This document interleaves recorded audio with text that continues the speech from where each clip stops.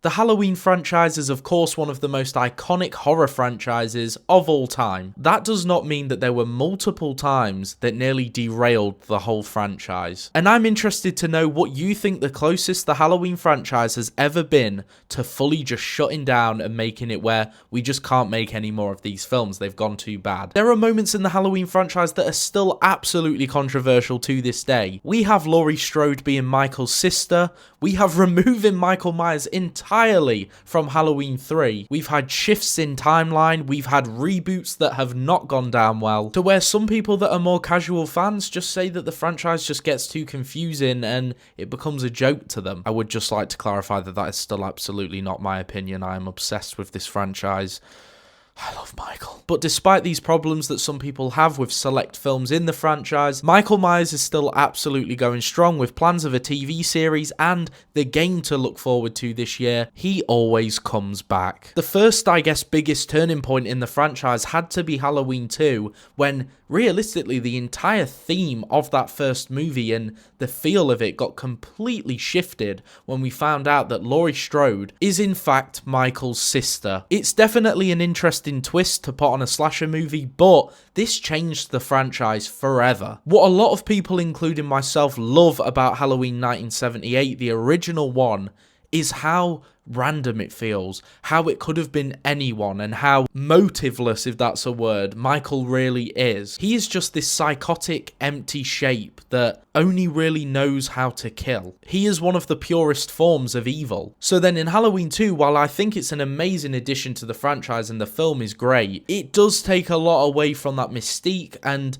kind of creepiness to Michael, because it becomes emotional at that point. We give Michael an emotion. And despite the recent trilogy not being up to everyone's standards, one of the things that I absolutely love about it, especially that Halloween 2018 movie, is that feel again where this is random. Yes, Michael and Laurie still are on that kind of colliding path to each other, but we have that sibling thing scratched, and Michael feels emotionless again. Halloween 3 must have been a pretty crazy turn when people showed up to the cinemas. Obviously, there'd have been trailers, and I'm sure people knew Michael wasn't going to be in this one, but when they realised that Halloween 3 Season of the Witch was not going to feature Michael Myers at all. The movie told an entirely different story with an entirely different cast, and that was just how it was going to be. In hindsight, Halloween 3 has kind of grown on a lot of horror fans, and as a standalone film, I feel like everyone says that. If it wasn't a Halloween movie branded with the Halloween movies, it would be a great Halloween movie.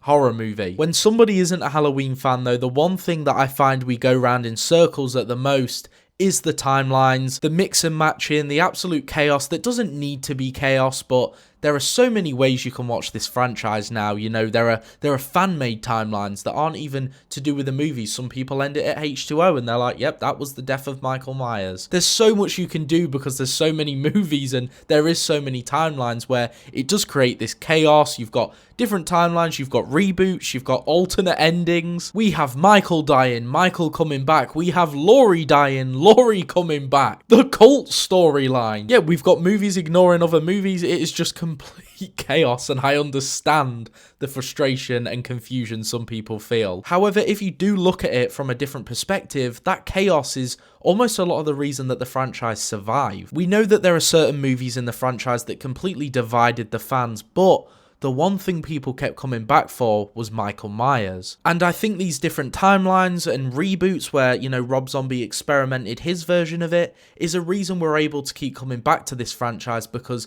it's not as protected and untouched as some people would maybe like it to be. And so for that reason, we can have it where in 10, 20, 30 years, there's always going to be space to bring Michael back. But let me know what you guys think is the closest the franchise has ever got to truly being just abandoned.